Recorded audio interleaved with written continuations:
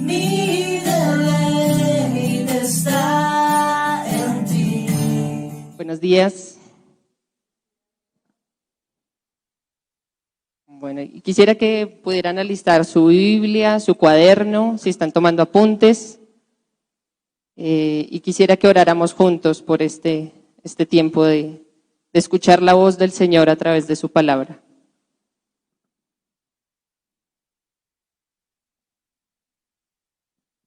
Señor, te damos muchas gracias en esta mañana por la oportunidad que nos das de acercarnos una vez más a tu palabra, Señor. Gracias porque a través de ella, Señor, nos hablas, nos enseñas, nos das consuelo, nos alimentas, Señor. Por eso te pedimos que en esta mañana sea tu Espíritu Santo hablando a nuestro corazón, Señor. Que no sean mis palabras, que no sean nuestros pensamientos, Señor, sino que sea tu voz hablando a nuestro corazón y a nuestra mente, Señor. En el nombre de Cristo Jesús. Amén. Hemos estado estudiando la primera carta de Pedro durante todo este año. Creo que empezamos como en enero, febrero. Y hoy finalizamos el estudio de esta carta. Recordemos un poco, la primera carta del apóstol Pedro está dirigida a los creyentes dispersos en varias regiones del Asia Menor y fue escrita alrededor del año 63 después de Cristo, durante la persecución del emperador romano Nerón. El emperador que estaba gobernando en Roma en ese momento era Nerón, y si ustedes han leído un poco de historia, fue un hombre muy malo y persiguió bastante a los cristianos. Entonces, en ese contexto fue escrita la carta. Y recordemos que a lo largo de toda la carta se revela que el sufrimiento forma parte esencial del ser cristiano. Y es por esto que el tema general que propusimos al inicio del estudio fue, si lo quiere anotar, es victoria sobre el sufrimiento con la esperanza viva de la gloria eterna. Lo voy a repetir. Victoria sobre el sufrimiento con la esperanza viva de la gloria eterna. Y yo sé que la palabra sufrimiento, persecución, padecimientos ha sido una palabra constante a lo largo de los estudios que hemos venido realizando de esta carta durante este año. Y el apóstol Pedro nos ha llevado, el Espíritu Santo a través del apóstol Pedro nos ha llevado por este recorrido. Empezó hablando acerca de esa esperanza viva que tenemos en Cristo, hablando de esa herencia incorruptible reservada para nosotros en los cielos. Luego hace un llamamiento a la vida santa y empezamos a ver también que nos da una identidad en el capítulo 2, cuando nos dice que somos linaje escogido, real sacerdocio, nación santa, pueblo adquirido por Dios. Nos da esa identidad con un propósito y es anunciar las virtudes de aquel que nos llamó de las tinieblas a la luz. Y luego el apóstol Pedro sigue dando unas instrucciones a la iglesia. Empieza a dar una serie de recomendaciones, instrucciones acerca de cómo debemos comportarnos en este mundo, en esta tierra, en la sociedad en la que vivimos, en medio de esa persecución, en medio de ese padecimiento. ¿Cuál debe ser la forma de vivir del creyente? ¿Cómo debemos comportarnos? Y habla inclusive después en el capítulo 3 de los deberes conyugales. Y ahí hemos estado a lo largo de la carta. Otra vez está haciendo resumen como la vez pasada. Estamos hoy en el capítulo 5, retomando lo que vimos en los dos últimos mensajes. Si alguien recuerda el título, estaba dividido en dos partes. El título era Consejos de batalla en tiempos de persecución y estaba basado en 1 Pedro 5, del 6 al 9.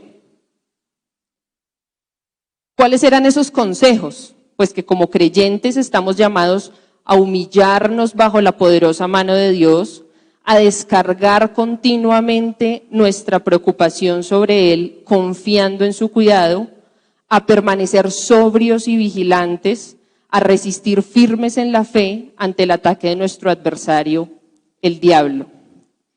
Y hoy entonces vamos a continuar a partir del versículo 10 y vamos a leer, quisiera que leyéramos desde el 6 hasta el 14 para que tengamos todo el contexto, porque hay una palabra muy importante empezando el versículo 10. Entonces quiero que conectemos lo que vimos hace 8 y hace 15 días con lo que vamos a ver el día de hoy. Si usted de pronto no ha escuchado los mensajes anteriores, le recomendamos, están en nuestro canal de YouTube y allí puede encontrar las predicaciones que se han dado este año desde este púlpito.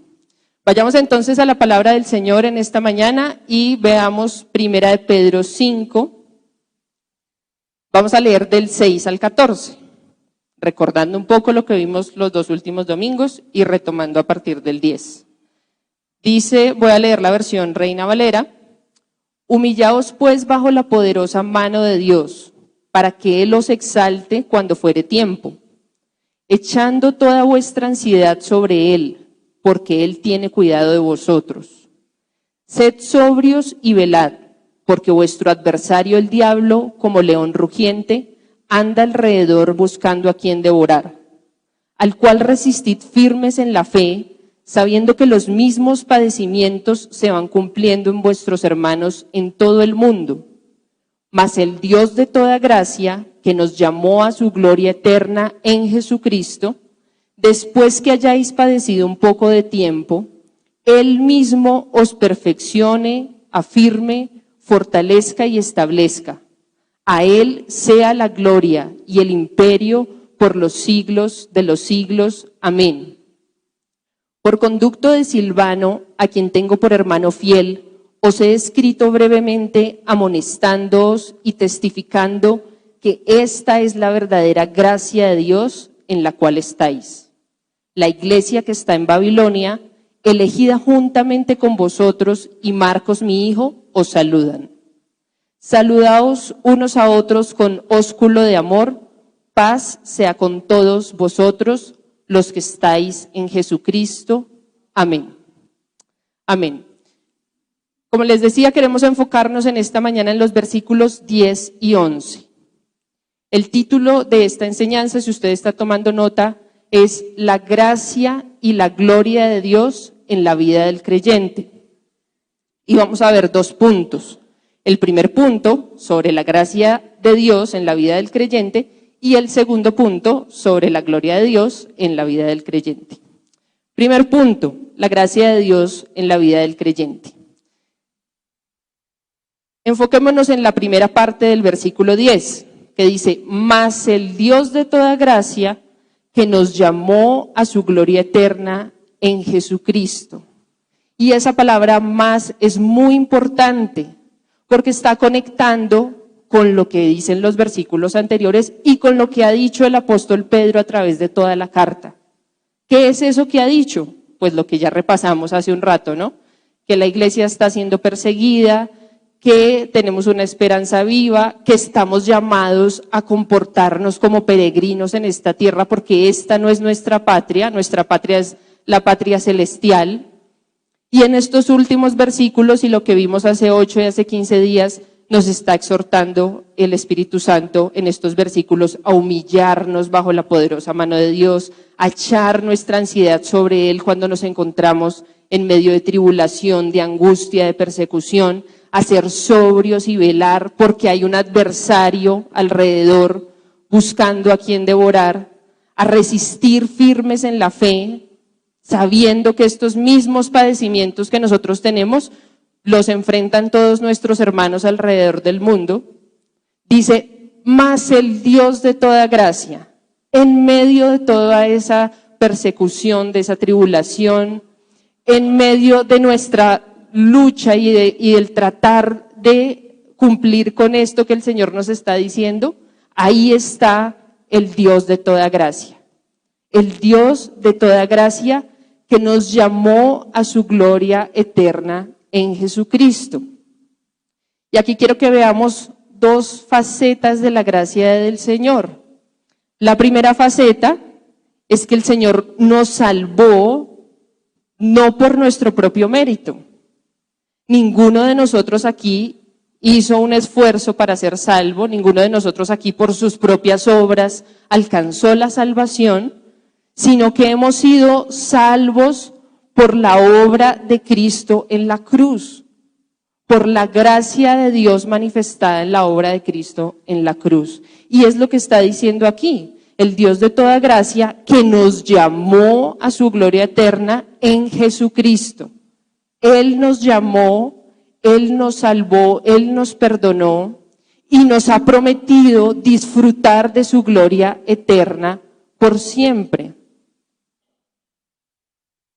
Su obra de gracia a favor nuestro implica para nosotros que somos llamados a poner nuestros ojos en su gloria eterna, en el reino celestial, en las bendiciones preparadas para nosotros en el cielo, en esa herencia de la que el mismo Pedro nos habla en el capítulo 1, en el versículo 4, no en las cosas de este mundo, no en nosotros mismos, ni en las circunstancias que nos rodean. El Dios de toda gracia nos llamó a su gloria eterna en Cristo Jesús. Y quiero que me acompañen a 2 de Timoteo 1, 8 y 9. Y veamos lo que el apóstol Pedro le está escribiendo a Timoteo en esta carta.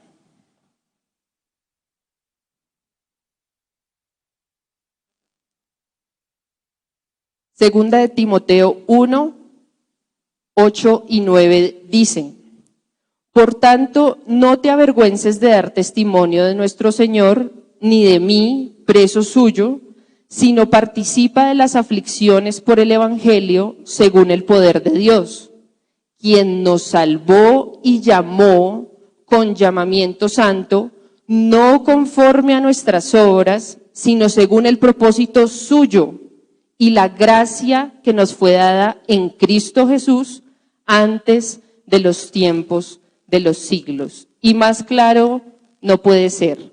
Lo mismo que está afirmando el apóstol Pedro al decir que el Dios de toda gracia nos llamó a su gloria eterna en Jesucristo, es lo que está afirmando aquí el apóstol Pablo, en otras palabras, a Timoteo. Entonces, ese es el primer aspecto de la gracia de Dios que podemos ver en este versículo. Fuimos llamados a su gloria eterna por su gracia, a través de Jesús, no por nuestras propias obras. Ahora, la segunda parte de la gracia que quiero que veamos en esta mañana está en la segunda parte del versículo, que dice: después que hayáis padecido un poco de tiempo, Él mismo os perfeccione, afirme, fortalezca y establezca. Así como, quiero que miremos un versículo antes. Segunda de Corintios. Quiero que leamos un par de versículos en 2 de Corintios 4 para ver este segundo aspecto de la gracia.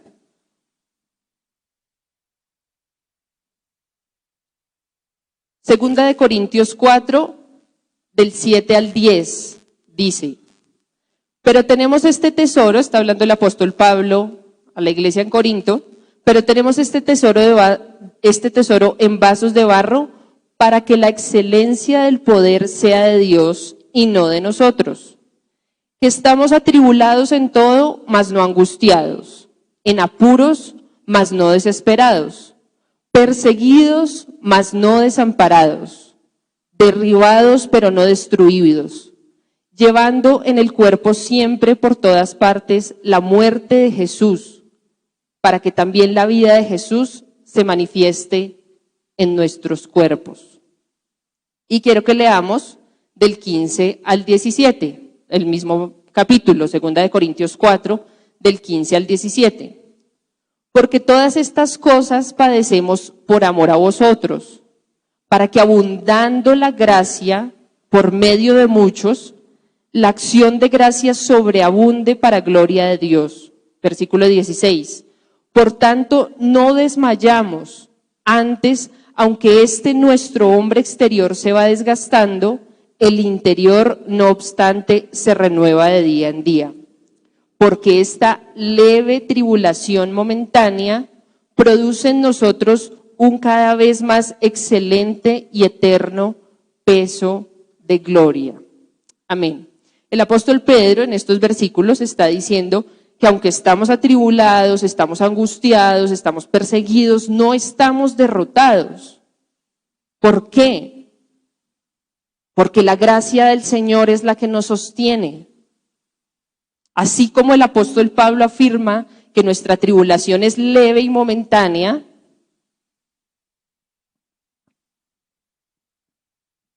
en el versículo 17 del capítulo que acabamos de leer,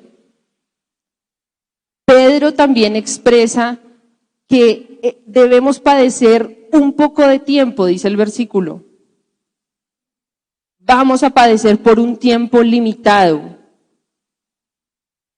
Ahora, hermanos, mientras vivimos este tiempo, al igual que Cristo, seremos quebrantados y después glorificados. Y es la promesa que el Señor nos da a través de su palabra. Y no es algo que yo esté diciendo porque fue una idea que se me ocurrió, que primero debamos ser quebrantados y después debamos ser glorificados o vayamos a ser glorificados juntamente con Cristo, sino que es una verdad y una promesa que ha expresado el Espíritu Santo en su palabra. Y quiero que me acompañen a Romanos 8.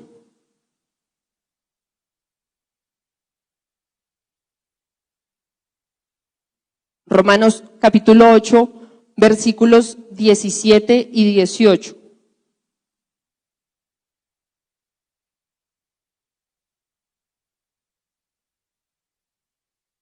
Y esta carta también la estuvimos estudiando durante, creo que desde el año pasado.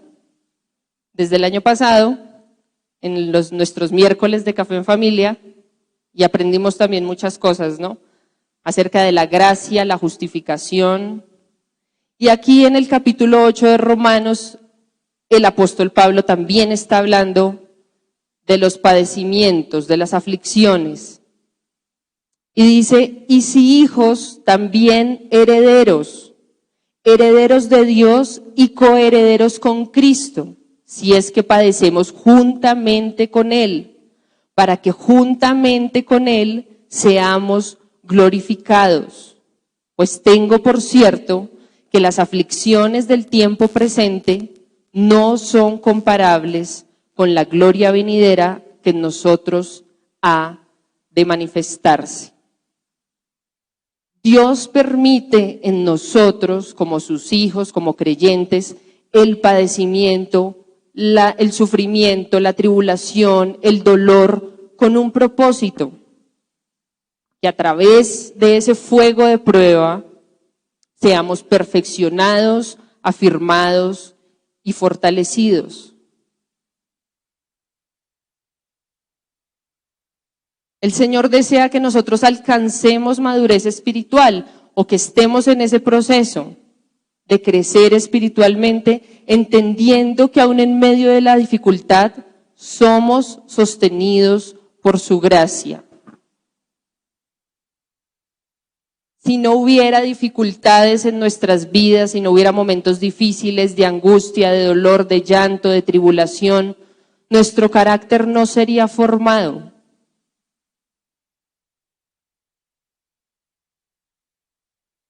Ahora, la gracia de Dios está presente en medio de esos momentos difíciles.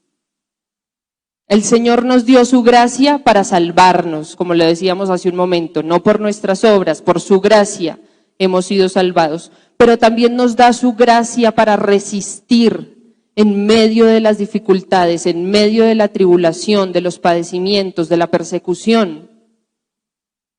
En medio de esa lucha que tenemos que batallar a diario con nuestra carne, con el pecado, con el enemigo que está acechándonos, como lo veíamos hace 8 días. La gracia de Dios está en nosotros, dándonos la capacidad que necesitamos para humillarnos a nosotros mismos, para echar sobre el Señor nuestra ansiedad, para ser sobrios y velar, para resistir firmes en la fe. Ahí está la gracia del Señor.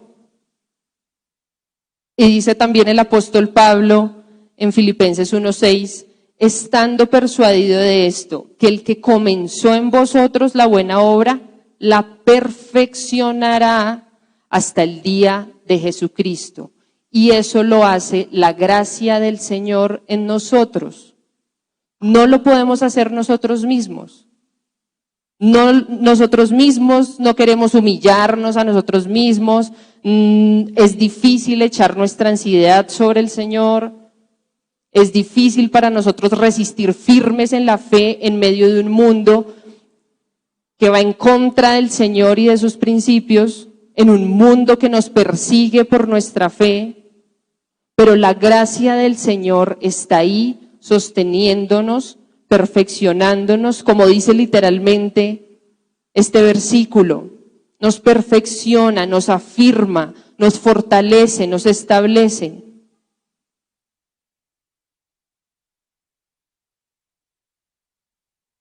Miremos ahora el segundo punto, la gloria de Dios en la vida del creyente. Y eso está en el versículo 11. Dice, a Él sea la gloria y el imperio por los siglos de los siglos. Amén. El apóstol Pedro escribió esta frase, como les decía al comienzo, bajo el mandato o el gobierno del emperador Nerón. Y el emperador en Roma era lo más sublime, el único digno de gloria y de recibir el imperio y la alabanza en cierta forma de parte de sus ciudadanos romanos. Y que el apóstol Pedro se atreva a escribir aquí que el único digno de recibir gloria e imperio en medio de la persecución que vivían por parte de Nerón era algo arriesgado de su parte, ¿no? Decirles a esos creyentes que estaban padeciendo esa persecución en el Asia Menor, den la gloria al Señor y al imperio, porque solamente Él lo merece y porque Él es soberano sobre esta persecución, sobre este padecimiento, sobre estas tribulaciones.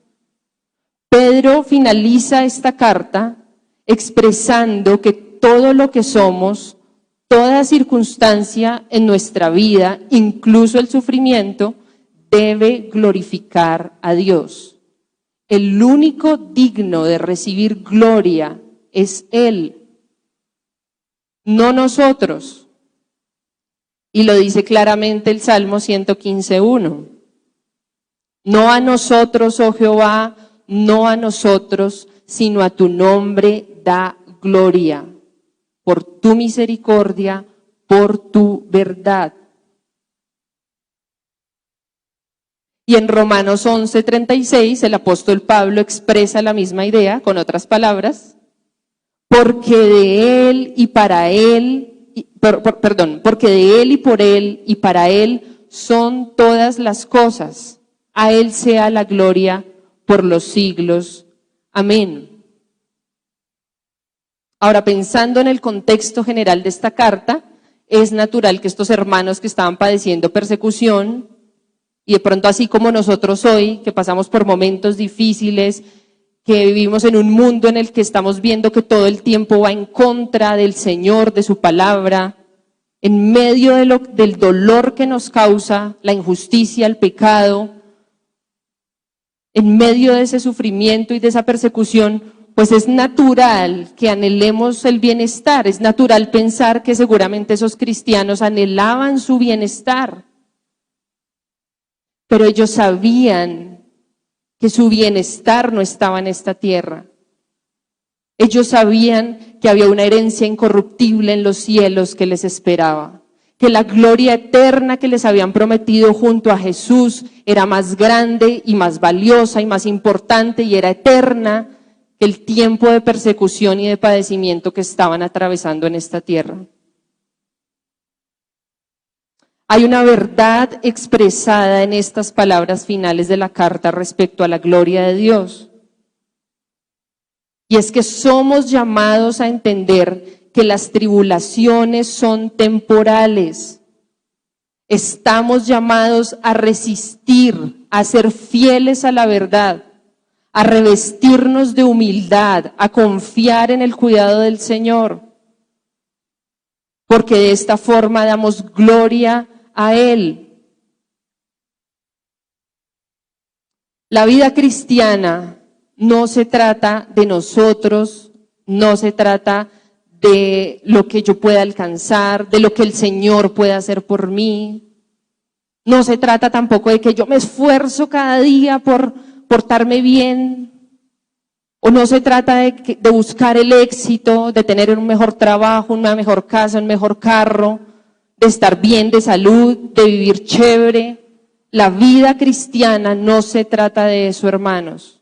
La vida cristiana se trata de la gracia y la gloria de Dios presentes en nuestra vida todos los días. Vivimos por la gracia de Dios y es por su gracia que es posible que podamos estar en ese proceso de santificación como creyentes. Su gracia nos sostiene, nos levanta, nos anima cada día, nos da la fuerza que necesitamos para enfrentar cada lucha, cada pecado, cada tentación, cada persecución que sufrimos allá afuera por profesar nuestra fe cristiana. Y por eso nuestra vida debe glorificar a Dios. Esa es la razón de ser de nuestra vida, debe ser la razón de ser de nuestra familia, de nuestra comunidad, de la iglesia, que Cristo sea glorificado. Y vamos a concluir entonces, la gracia y la gloria de Dios en la vida del creyente. La gracia, no solo fuimos salvos por su gracia, sino que su gracia también nos sostiene, nos sustenta, mientras somos formados, madurados, afirmados, perfeccionados. ¿Cómo? A través de las pruebas, que son temporales, no son eternas, como la gloria que nos espera en el cielo, que vivimos en este mundo. Su gracia, ese regalo de salvación que Él nos ha dado en Cristo, nos mantiene firmes, nos da una esperanza viva, nos hace tener puestos nuestros ojos en Él.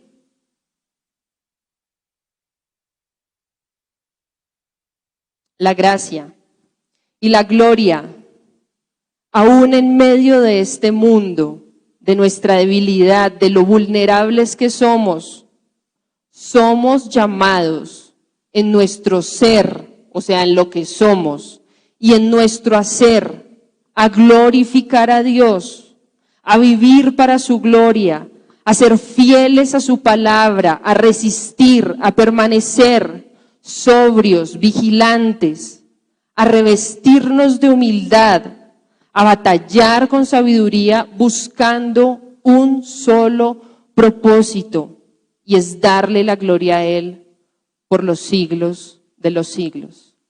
Que lo que cantamos esta mañana aquí en el tiempo de alabanza sea real cada día en nuestras vidas.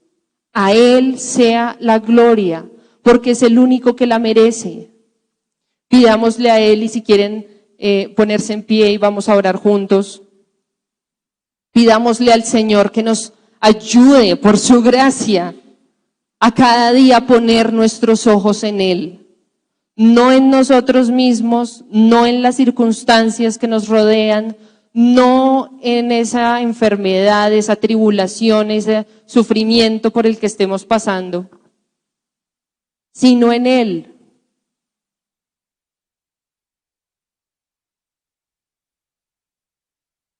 Padre Celestial, gracias te damos en esta mañana por tu gracia, por tu amor en nuestras vidas, Señor.